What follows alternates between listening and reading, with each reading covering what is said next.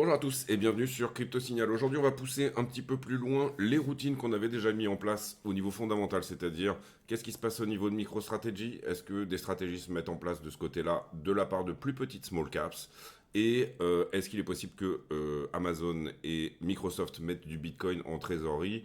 On va pousser un petit peu plus loin ici l'idée, et puis bien sûr, comme d'habitude, la routine habituelle, c'est-à-dire analyse technique, 4 heures, 1 heure, 15 minutes en général, sur BTC, Ethereum et la dominance des altcoins. Allez, intro.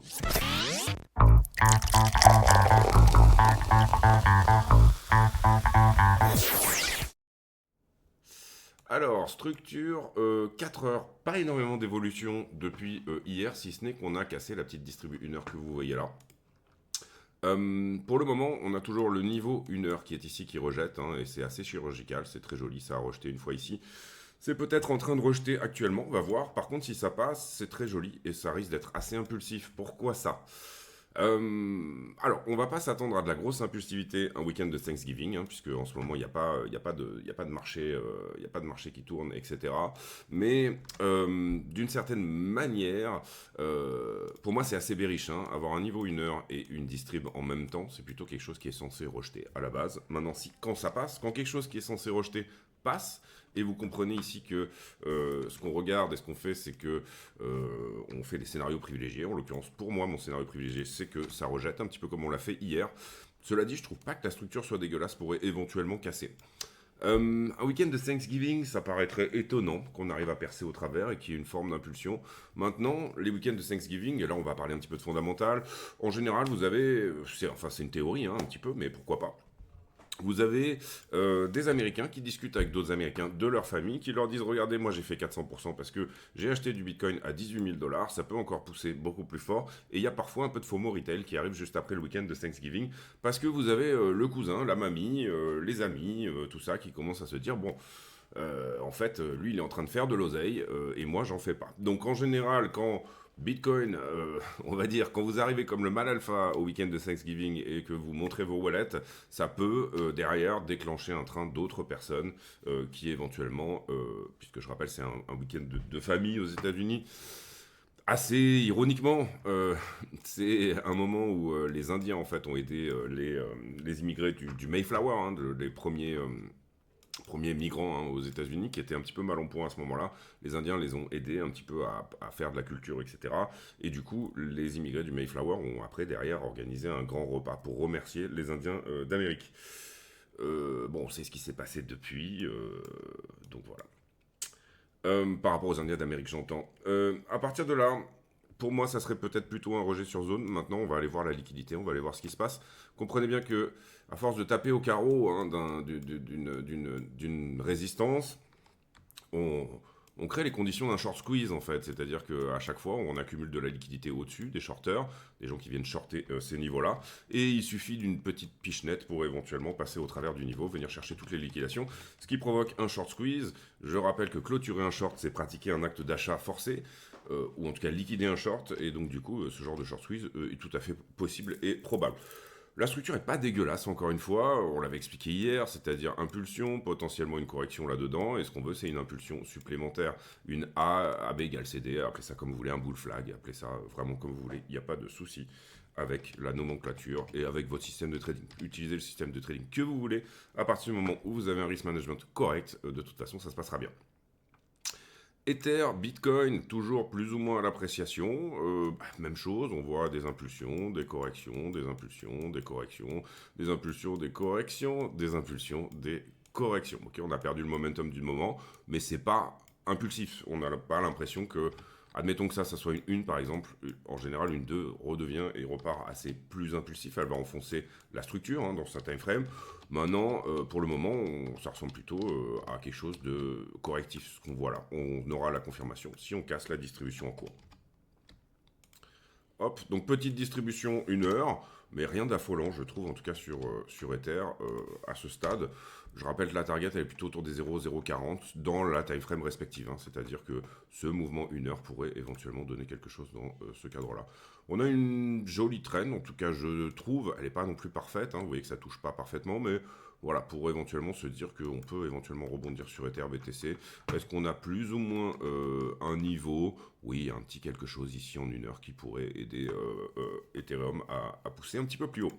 3572 contre le dollar, vous voyez que la structure est assez similaire. Point de rejet quand même, on l'avait dit, ça au niveau du 1 heure, ça a légèrement perforé, mais vous voyez que ça a rejeté, on va dire, en 4. Donc ce niveau-là, qui est un vieux niveau, hein, je le rappelle, on en a parlé dans la vidéo d'hier, on va être obligé de le passer en 4 heures, puisqu'on a clôturé et fermé une bougie au-delà de ce niveau-là. En 4 heures, pour le coup, ça n'a pas été le cas. Oui, si on le laisse au même endroit, on peut même le baisser un peu, je pense, en 4 heures. Je vérifie, ouais. Voilà, quelque part par là, hein, on n'est pas non plus à la pièce.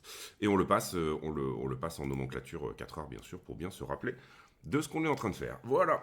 Niveau 4 heures qui rejette, niveau 1 heure qui est fermé, niveau daily qu'on avait mis en dessous, comme ça on va peut-être pouvoir nettoyer un peu la charte. Oui, on a passé une journée, donc on a clôturé ce niveau daily là, et ça c'est plutôt une bonne chose. Donc dorénavant on pourrait soit remonter le niveau daily quelque part par ici, puisque vous voyez qu'il n'y a pas d'ouverture-clôture au-delà de ce niveau-là. Je trouve que c'est assez redondant avec le 4 heures, donc du coup on va juste le virer. Est-ce qu'on peut nettoyer un petit peu la charte? La réponse est oui, il y en a un peu de partout, et vous m'envoyez désolé. Néanmoins, ce que je disais hier en 1 heure, hop, potentiel élargissement symétrique de sommet, là-dedans, vous le voyez ici. Il est plutôt propre, même s'il n'est pas parfaitement symétrique, d'accord? En général, maintenant c'est pas une obligation, et je trouve que c'est pareil, ça semble assez impulsif, et ça semble assez correctif, donc on n'est pas à l'abri d'un bull flag qui vient tout de suite ici casser, on le saura si la distribution casse, il y a un retest réussi, et si jamais eh bien, le prix vient à pousser derrière.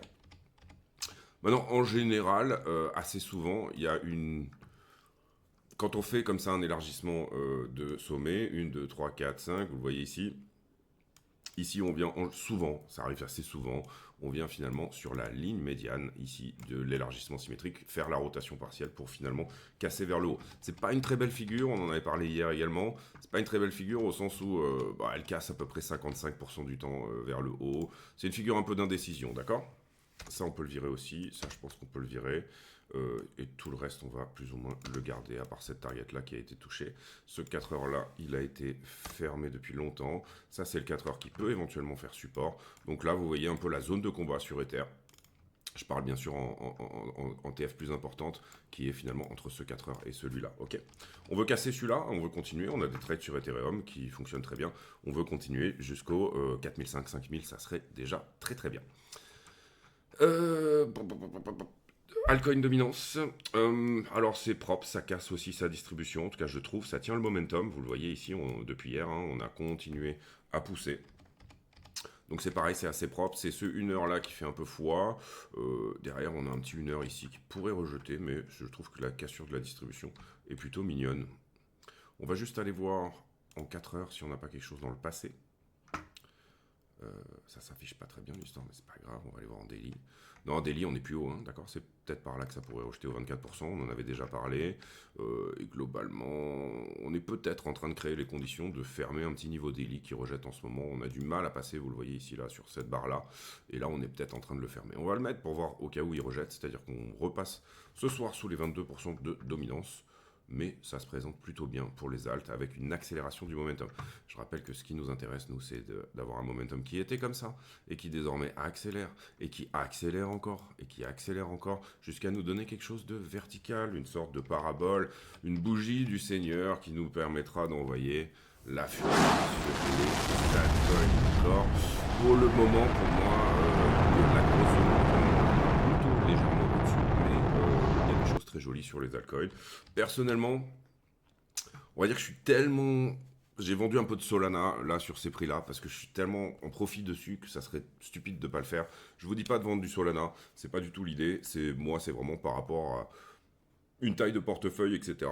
Combien je veux avoir de Solana dans mon portefeuille et à combien je les ai achetés. Et là, en l'occurrence, ça serait vraiment stupide de pas prendre un peu de profit pour le redégager ailleurs sur des choses qui ont potentiellement moins marché ou tout simplement attendre un potentiel retracement. Pour le moment, en tout cas, c'est joli pour une petite all season des familles. Et encore une fois, peut-être que d'ici lundi, mardi, mercredi, on pourra envoyer la fusée. Voilà pour le technique. On va pas regarder la Bitcoin dominance aujourd'hui. Je pense qu'elle est assez stable. 58-24.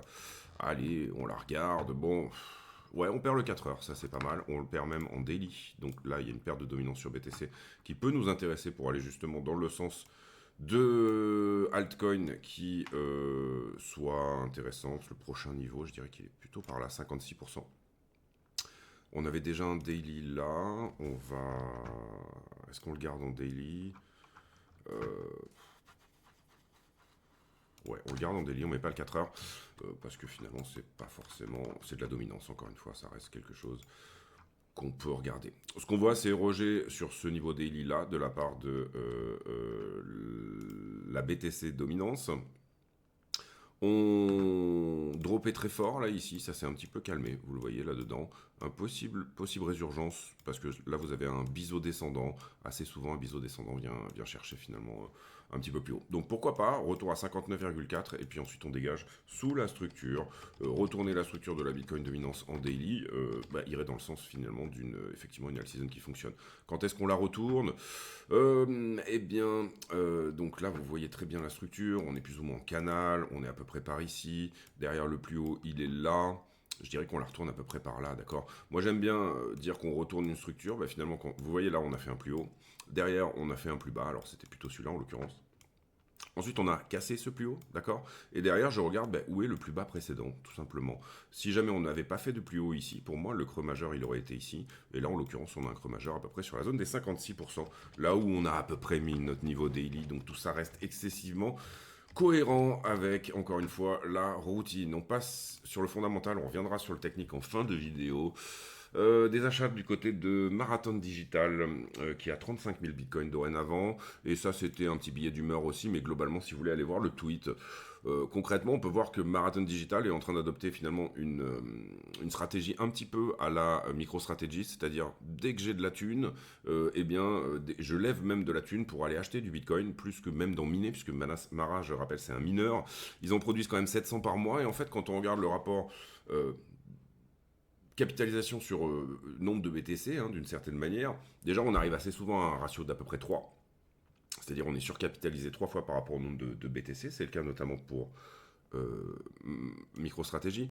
MicroStrategy produit du logiciel, c'est une entreprise très rentable, il n'y a aucun problème avec ça. Marathon produit du Bitcoin, mais d'une certaine manière, le rapport de 1 sur 10 de l'un à l'autre, j'entends ici que, comment dire, MicroStrategy a 10 fois plus de Bitcoin à peu près que Mara et il a 10 fois plus de market cap aussi, donc ça c'est plutôt bien respecté. Donc on voit vraiment que la stratégie est globalement assez semblable et en revanche vous avez d'autres mineurs, par exemple j'ai pris l'exemple de CleanSpark ici, d'autres mineurs qui font quelque chose de un peu différent, c'est-à-dire qu'ils vont couvrir leurs coûts, ils vont pas diluer leurs actionnaires d'une certaine manière, ils vont venir couvrir leurs coûts en vendant du BTC à chaque fois qu'ils ont besoin de le faire pour payer l'électricité, les machines, etc.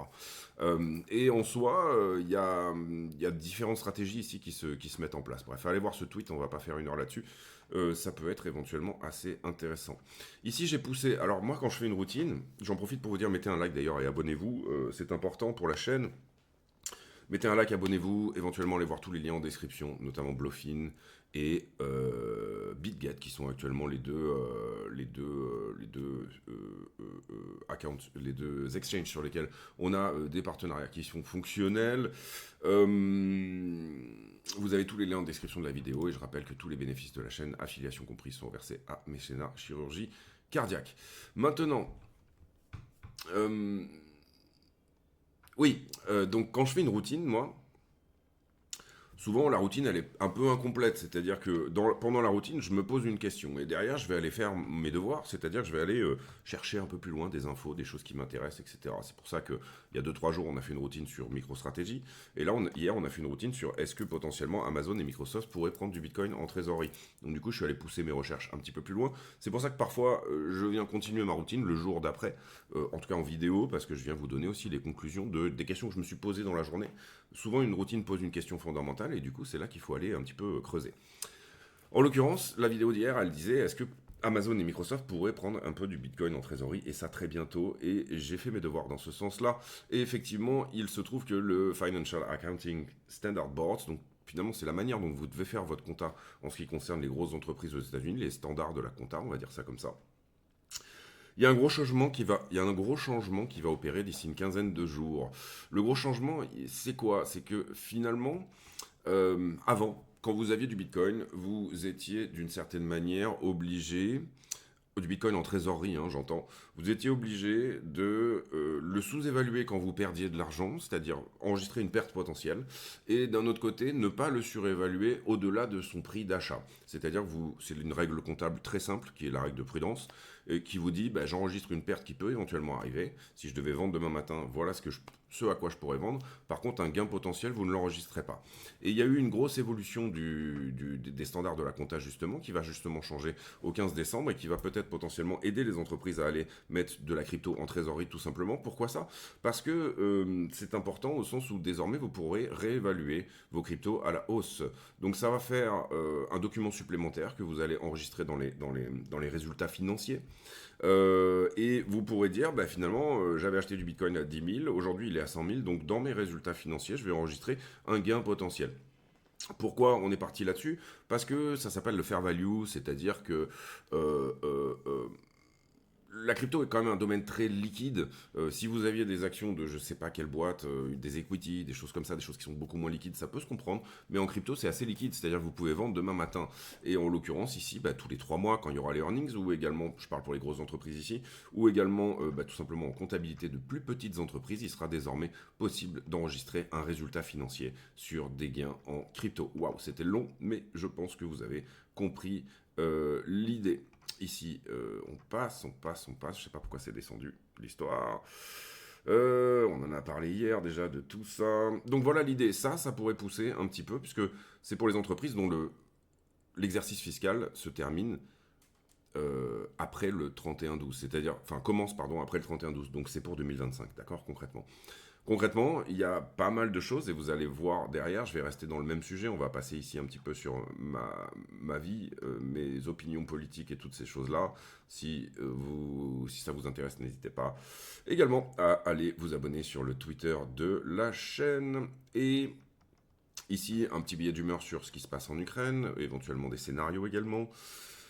Et voilà, le vote, en ce qui concerne Microsoft, il semblerait qu'il y ait un vote qui soit prévu pour le 9 décembre par rapport justement à tout ça. C'est-à-dire Assessment of Investing in Bitcoin, résolution 5 du prochain vote pour les actionnaires de Microsoft. Si vous avez des actions Microsoft, je vous conseille d'aller voter pour, ça serait sympa. Personnellement, j'en ai pas, mais voilà, vous avez le droit tout à fait de voter sur le web.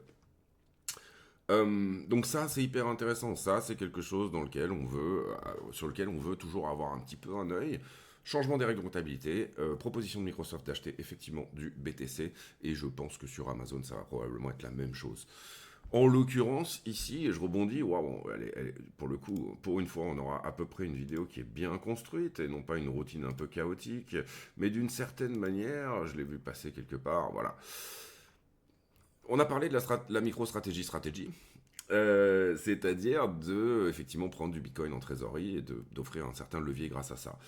C'est ce que j'ai partagé également dans mes différents billets d'humeur, etc. sur X. Ça serait un majeur. On comprend que les États veulent potentiellement investir dans la crypto. Et ça serait effectivement majeur que les GAFAM viennent à le faire, puisqu'ils ont à peu près la puissance financière d'un État. Si jamais on va là-dessus, bien sûr, il y aura un supply shock, c'est-à-dire que cette demande pour Bitcoin, elle n'est pas disponible en ce moment. En tout cas, quand on voit ce qu'il y a sur les exchanges, ça n'est pas disponible. Donc du coup, il y aura un slippage au niveau du prix qui peut devenir une bulle. Mais nous, ça nous intéresse d'être dans cette bulle, puisque on y est depuis le départ, d'accord?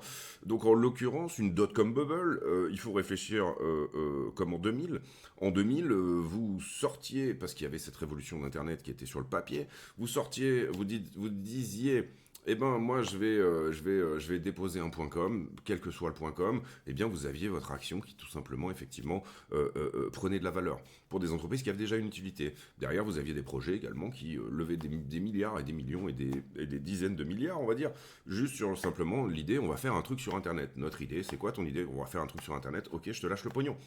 Et en l'occurrence bon ça a créé les conditions d'une bulle de laquelle beaucoup de personnes s'en sont très très bien sorties, et de laquelle beaucoup de personnes sont mortes. Donc ça fait un écrémage également sur les projets. Donc ici, vous le voyez, alors que cette idée d'un Bitcoin en termes de trésor, donc de réserve stratégique de Bitcoin apparaît, les analystes disent que les petites compagnies seraient très bien servies de suivre l'exemple MicroStrategy. D'accord? Donc on surveille ça, on garde un œil dessus. Encore une fois, spéculer, c'est être spectateur. Ça vient de la racine de regarder. Et nous, on regarde et on fait ça tous les jours. Ok? On passe ici sur Wall Street Journal. Je pense qu'on va vraiment le sortir de la routine parce qu'il n'y a pas grand-chose en ce moment. Même comme contre Alcon, les investisseurs sont-ils de nouveau en quête de fondamentaux? Alors non, les mêmes coins, c'est le casino un peu de la crypto. C'est bien qu'il y en ait. C'est un cas d'usage vraiment cool. C'est comme il y a eu des très bons airdrops dernièrement. C'est très bien qu'il y ait des beaux airdrops qui se fassent. Ça veut dire que le marché est en forme. Je pense à Hyperliquid, bien sûr. Personnellement, je touche pas au main coin et je farme pas. Voilà, moi je trade Bitcoin, j'en achète, j'essaye d'en accumuler un maximum. Je suis aussi très très boule sur d'autres cryptos, mais qui ont pour le coup un vrai cas d'usage. Hein. On a parlé de Tron dernièrement, on parle aussi de XRP en ce moment, et voilà, c'est chacun son job en gros. Alors, moi j'ai plutôt une expertise cette chose-là. Les mêmes coins, il y a des gens qui sont vraiment experts pour savoir est-ce qu'il y a de la liquidité, etc. Toutes ces choses-là. J'ai pas suivi l'histoire du budget avec Le Pen, j'avoue que je m'en fous un petit peu, mais en tout cas, si j'avais une idée à placer, c'est que sur le CAC 40, il y a peut-être une fenêtre en ce moment. Personne n'en veut, donc du coup ça commence à devenir intéressant. Il a bien corrigé. Voilà, à voir si la France arrive à finalement faire un consensus sur son budget. Je doute pas que derrière, ces actions reprendront un petit peu de valeur. Maintenant, attention, c'est risqué, mais quand c'est risqué, ça reward fort, d'accord? Les attentes d'inflation, justement, en Europe, qui apparemment atteignent pile poil le consensus. Wall Street ne voit pas d'alternative aux US stocks en 2025. Voilà pourquoi. Et c'est Thanksgiving, donc pas de calendrier économique aujourd'hui. Hier, on était, je crois, dans les 65 en ce qui concerne Coinbase. Sa place dans je sais plus exactement, mais je pense qu'on était dans ces eaux-là. Est-ce que les retail téléchargent du Coinbase en ce moment? 66e, donc ça n'a pas bougé. Les liquidations, je mets en pause une seconde, j'ai pas préparé tout ce qui était liquidation, une petite seconde.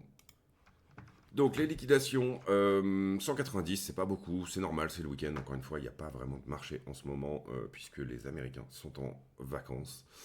BTC qui liquide plutôt du short, Ethereum qui liquide plutôt du long, ça reste intéressant. Globalement, on est à peu près à égalité, hein, vous le voyez, entre ce qui est liquidé en short et ce qui est liquidé en long, puisque 100 millions et 100 millions. Bon, le prix s'est baladé en crabe, donc c'est à peu près normal.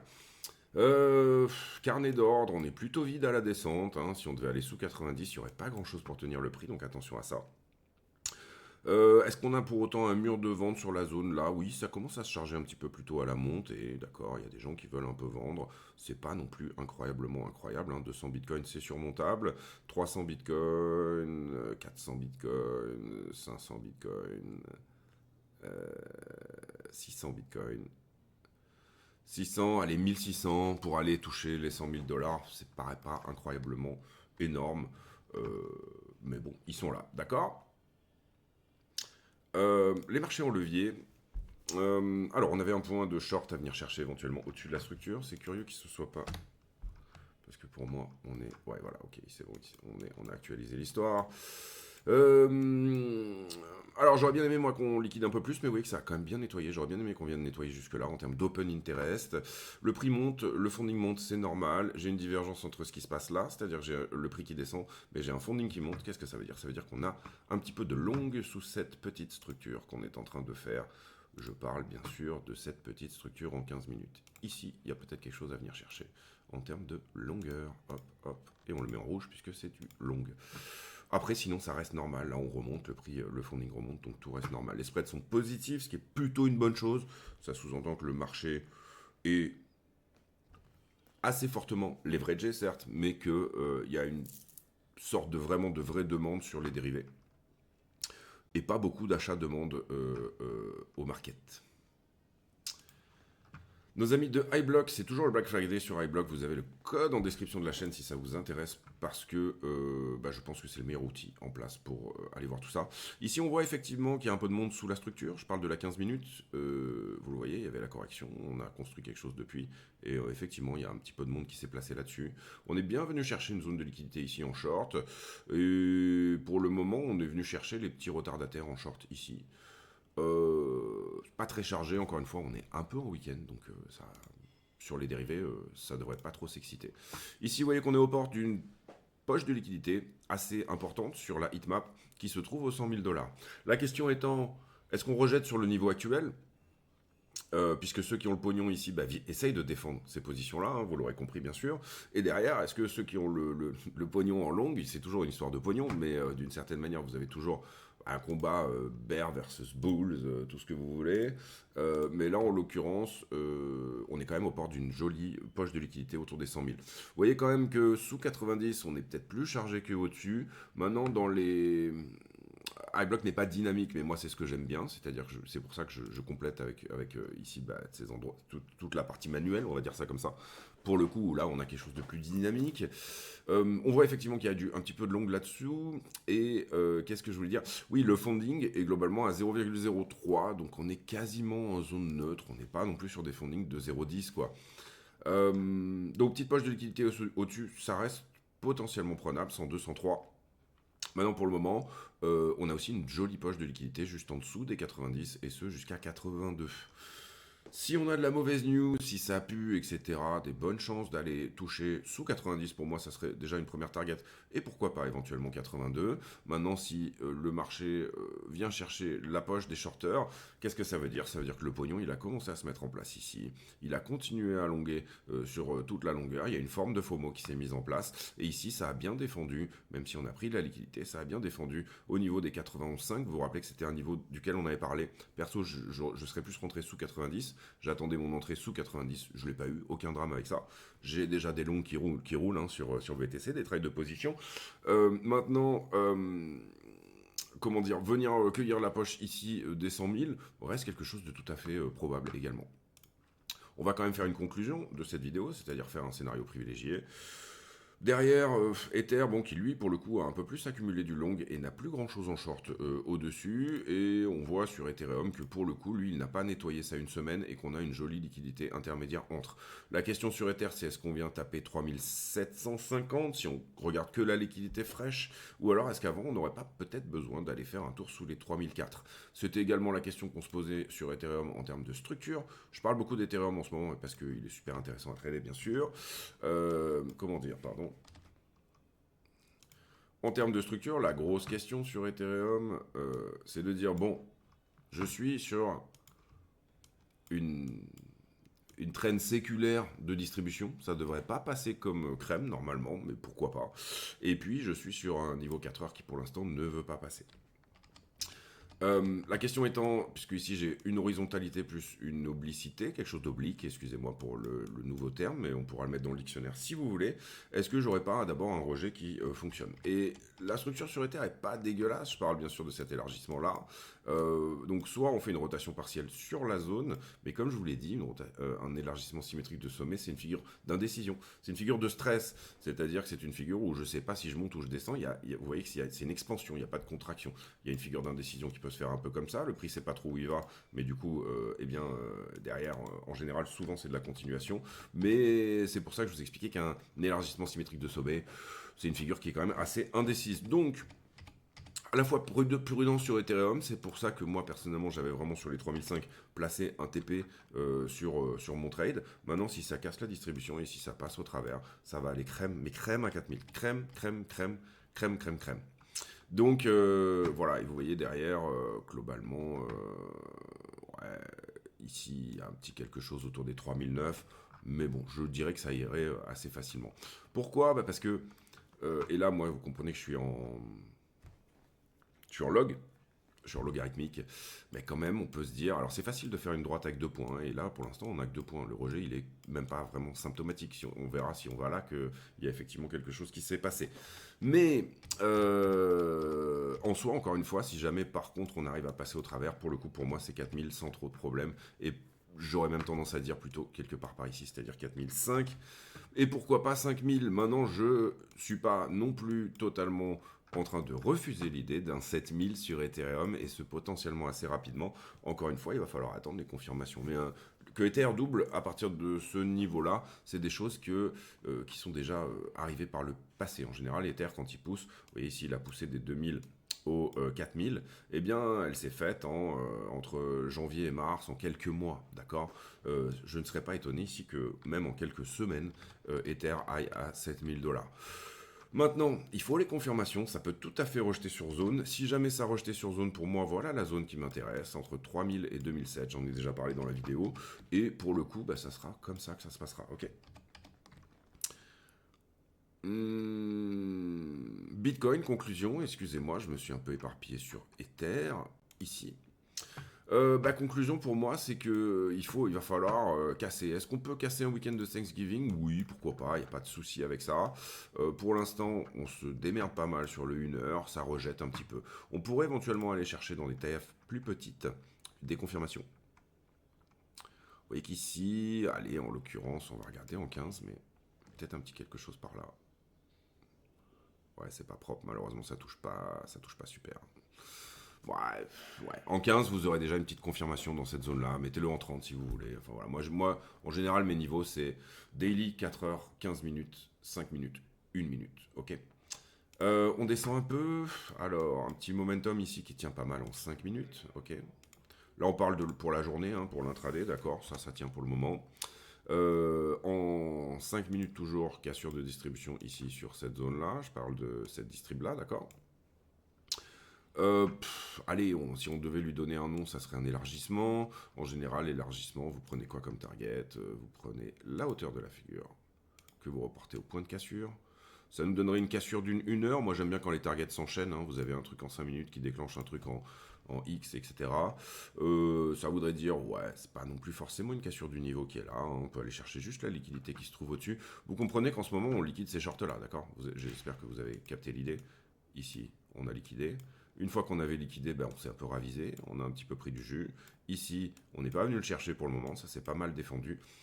La question étant, est-ce que finalement sur une TF à peu près 15-1 heure, je garde une tendance haussière? C'est-à-dire que, on en avait parlé également,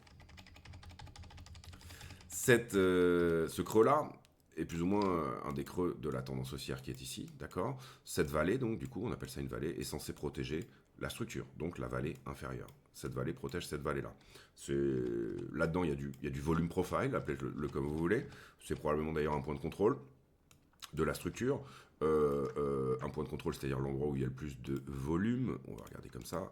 Alors non, c'était le cas, mais depuis qu'on est monté, c'est plutôt dans cette correction-là qu'on a effectivement un point de contrôle. Donc ça pourra faire un petit peu support dans le futur, parce que c'est un endroit où il y a eu pas mal de business. On voit ici celui dont je vous parlais, qui est plutôt celui-ci, d'accord? Ok. Et qui a effectivement fait un peu son taf, d'accord? C'est-à-dire que cette correction-là, cette vallée, a fait son taf. Ceux qui étaient rentrés là, ils ont renforcé, ils ont défendu, ils sont venus racheter du contrat pour pousser la structure un peu plus haut. Donc voilà un peu l'idée. Peut-être potentiellement un petit 98. Pour le coup, ça se présente pas trop mal. Bon, vous comprenez ici qu'elle n'est pas extrêmement belle, hein, toute cette structure. Enfin, cet élargissement, j'en ai déjà parlé. Le gros, là, je parle du 4 heures, est pas extrêmement joli. En revanche, je trouve que ce niveau-là est très pertinent. C'est-à-dire que ça soit en 1 heure ou si vous voulez attendre des confirmations en 4. Mais à mon avis, si on arrive à casser tout ça, ça devrait partir assez vite. Et qu'est-ce qu'on veut aller chercher éventuellement en termes de liquidation? Le short, pardon, c'est ces 3 points-là.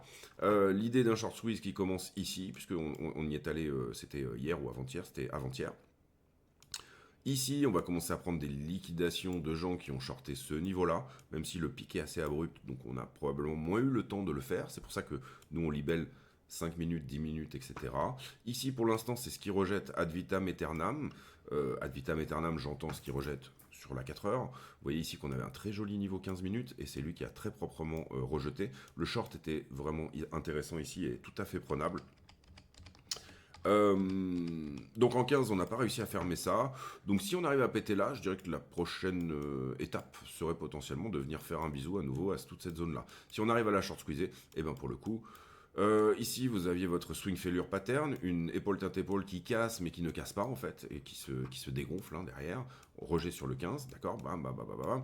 Ici, vous avez votre petite structure de retournement ici en W. J'ai une impulsion, une correction et je fais une impulsion supplémentaire. Et là, on parle bien sûr de ce qui pourrait éventuellement se passer, c'est-à-dire aller faire un bisou potentiellement au 100K avant de le faire au 90. Hier, c'était pas mon scénario privilégié, vous le voyez. Aujourd'hui, ça l'est toujours pas. Mais il y a quand même, on sent que les odds, comment on dit les odds, les enjeux, merde, j'ai pas le mot, désolé, ça fait vraiment connard de dire, parce que je suis pas du tout bilingue, hein. Ça fait Jean-Claude Van Damme un peu. Les cotes s'inversent. On est petit à petit en train de montrer une structure qui est quand même assez jolie pour éventuellement venir péter la gueule de ce fameux élargissement. Des décomptes dans les élargissements, vous pouvez en faire des centaines. Le problème, c'est que celui-là est vraiment pas beau. 1, 2, 3. En général, on fait une 4. En général, on fait une 5. Mais est-ce que là, je considère que c'est quand même plus ou moins pas loin de la distrib. Donc ça serait ma 1, 2, 3, 4, 5. Excusez-moi, c'est en descente. 1, 2, 3, 4, 5. Oui, c'est ça. Et ben derrière, on serait censé péter peut-être. Voilà, c'est assez difficile sur un truc qui n'est pas excessivement propre d'avoir une forme de décompte. En tout cas, pour moi, le critère de la décision, le CAD, il est quand même quelque part par là, en train de me dire... Et je vais pas longuer ce niveau, hein, je vous le dis tout de suite. Pour moi, voilà, je vais juste regarder mes runners aller là où ils doivent aller, si jamais c'était le cas, et c'est tout. Mais... voilà, si je veux prendre un trade, personnellement, je fais plus beaucoup d'intraday en ce moment parce que j'ai envie de dégager du temps pour moi, etc. Et c'est vraiment ce que je fais et je m'éclate puisque je suis sur plein d'autres projets à côté. Donc je cherche plutôt des trades de position et aller chercher un trade de position là-dedans, sincèrement, c'est pas du tout ma cam. Je le chercherais plutôt sous 90 si j'avais quelque chose à prendre en termes de trade de position. Il serait plutôt par là et défendu jusqu'à un peu plus bas, d'accord? C'est-à-dire ici, une défense qui se met en place. On construit une position assez grosse. Et puis derrière, pour moi, il y a retournement parce qu'il n'y a plus tellement de liquidité. Maintenant, vous avez vu sur les trades de position qu'il y a quand même une belle bulle de liquidité. Dorénavant, vu qu'on vient faire des bisous au 90 depuis désormais un certain temps, qui finalement prend tout ça. D'accord, la grosse poche de liquidité longue. De trade de position hein, ici, donc c'est pas de la liquidité fraîche, c'est de la liquidité qui est plus ou moins fraîche. Et ben elle est plutôt sur cette zone là. Est-ce qu'il y a de la liquidité intermédiaire pour faire la jonction? Ben, pas tellement en fait. Si on en a un petit peu, on en a parlé juste sous cette structure là. Mais après pour faire la jonction, ça risque de coûter un peu d'argent. Ce que j'entends pour coûter un peu d'argent, c'est-à-dire pousser le prix en dessous de ces niveaux là, signifie ça a un certain coût oui on est sur Ether là pardon. Ça a un certain coût qui peut-être ne vaut pas le coup, d'accord, tout simplement. C'est-à-dire, liquidité intermédiaire, pas énorme. Vous le voyez ici, on le regarde sur la 3 mois, c'est pas énorme ce qui se passe. Pour aller faire la jonction avec ici, d'accord. Voilà, pour moi la question, et je l'ai déjà posée hier, c'est est-ce qu'on est sur un marché de liquidité ou est-ce qu'on est sur un marché de FOMO? Pour moi, on hésite un peu en ce moment, on est un peu entre les deux. Si on part sur un marché de FOMO, on oubliera, on mettra la liquidité de côté tout simplement et on ne tradera que la structure, d'accord? Je vous laisse là-dessus, j'espère que cette vidéo vous a plu. Excusez-moi, je vous ai peut-être pété les oreilles quand je fais ça, je sais pas du tout. Peut-être pour ceux qui ont un casque, c'est pas très agréable. Donc scénario privilégié pour moi, je reste sur cette idée que ça peut être un rejet ici sur zone, et que donc du coup, quelque part dans cet élargissement, soit sur le bas, soit une rotation partielle, soit quelque chose, on a pour le moment un rejet, c'est-à-dire un nouveau point de short à venir chercher, et on respecte la structure en 4 heures. Maintenant, si on voit cette structure littéralement péter, et là, le premier signal, ça sera de péter le 1 heure qui est juste au-dessus de nous, éventuellement péter 97,6 et éventuellement surtout péter cette zone qui pour le moment a très bien rejeté, d'accord. Et ben à ce moment-là, c'est un no-brainer pour aller chercher les 100 000 dollars pendant un week-end de Thanksgiving. Peut-être qu'on est sur les derniers temps d'un Bitcoin à 5 chiffres. Personnellement, je pense pas que ça soit le cas. C'est pas mon scénario privilégié non plus. C'est-à-dire que si on passe 100 000, pour moi, il faudra venir cueillir tout le monde qui a eu le temps de rentrer là-dedans. C'est-à-dire pour moi, potentiellement, on corrigerait plutôt vers 115, 120, si on y va, hein. Pour ensuite marquer une belle correction du marché, je dirais sur la zone des 75-80. Maintenant, encore une fois, on n'a pas d'idée de la liquidité, ce qu'elle va être dans plusieurs temps. Déjà, est-ce qu'on va passer les 100 000? C'est la première chose. Alors, certains m'ont dit on a passé les 100 000 sur certains exchanges, etc. Je vous invite du coup à regarder le BLX. qui est plus ou moins l'indice, excusez-moi, mais le BLX s'est arrêté à 99 700. C'est le Bitcoin Liquid Index, c'est lui qui est la somme de tous les exchanges en théorie pondérés de par leur volume, etc. Donc voilà, schématiquement, c'est quand même plus ou moins une bonne moyenne. Voilà pour moi, j'ai pour habitude en fin de vidéo de poser une question à la con, c'est-à-dire une question qui n'a rien à voir avec le prix du Bitcoin, mais qui nous permet de converser d'autres choses. Et tiens, j'y pensais ce matin en emmenant mes gosses à l'école dans la voiture. Question du jour. J'ai fait écouter ce matin plein d'hymnes nationaux à mes enfants qui se demandaient ce que c'était en fait, la chanson d'un pays, etc. Enfin, c'est assez compliqué à expliquer. Quel est votre hymne national préféré? J'en écoutais pas mal ce matin dans la voiture, et personnellement, la Marseillaise me met quand même vachement les poils. Alors c'est peut-être par patriotisme, je sais pas. Et puis, on va dire que... Alors j'ai un gros souvenir à un match de rugby, je me rappelle plus ce que c'était, d'avoir écouté le God Save the Queen chanté par les Anglais, et c'était vraiment incroyable. Et j'ai un autre souvenir aussi sur le... je vous raconte ma vie là, hein, mais une fois sur la... J'ai fait du camper van en Australie pendant un certain temps, c'est-à-dire vous baladez dans un van et vous visitez l'Australie. Et j'ai un souvenir de, je sais plus si c'était à Bondi Beach ou à Surfers Paradise, un endroit à un moment donné en Australie où quelqu'un se met à chanter et tout le monde était en train de prendre l'apéro sur la plage. Et il paraît que c'est interdit maintenant de prendre l'apéro sur la plage en Australie. Et avant, c'était quand même une super religion, c'est-à-dire que les gens commençaient à aller acheter des bières. Je me rappelle, vous aviez même un drive-in pour les bières, ils vous mettaient la glacière et tout, et vous aviez une consigne sur la glacière, mais ils vous mettaient la glacière pleine de glace avec plein de Fosters dedans. Je vous raconte ma life là. Et donc du coup, on partait comme ça à la plage, le van rempli de bière, et puis on allait se faire un apéro avec les copains, quoi. Et eux, ils appellent ça watch the surf, c'est-à-dire ils regardent les mecs surfer, ils boivent des bières en même temps, et c'est vraiment un truc super sympa, très convivial. Et il y a un mec à un moment donné sur, je sais plus où était la plage, mais qui se met à... Donc il y avait plein de petits groupes de gens comme ça, peut-être 3-4 000 personnes, c'est vraiment des plages qui sont énormes. Et c'est vraiment l'institution que de prendre l'apéro, et il paraît que depuis le Covid, c'est interdit. Monde de merde. Et il y a un mec qui se met à chanter l'hymne australien, et en fait toute la plage, tous les groupes, la totalité des groupes ont repris, rien que d'en parler, j'ai les poils à nouveau, ont repris l'hymne australien, et c'est un souvenir assez fantastique de voir ce pays jeune finalement, parce que les pays jeunes sont quand même hyper intéressants en termes de patriotisme. Il y a cette idée que vous avez quelque chose, je vois difficilement, à part au foot, des Français se mettent à chanter la Marseillaise sur la plage, mais c'est pas tellement la question, on est plutôt un vieux pays, on est un pays de droit latin, etc. On est plutôt un pays où tout le monde déteste finalement son pays, hein. C'est le propre des pays vieux, si je peux me permettre, là où les États-Unis, l'Australie, et tous ces gens-là ont quelque part à la fois ce handicap, mais cette chance aussi de n'avoir que 200 ans d'histoire, donc de s'appuyer sur des choses, je dis 200 ans un peu au hasard pour l'Australie, mais je sais plus combien c'est exactement. Et les États-Unis peut-être un petit peu plus. Voilà, quel est votre hymne national préféré? Je vais y arriver à faire la conclusion de cette vidéo.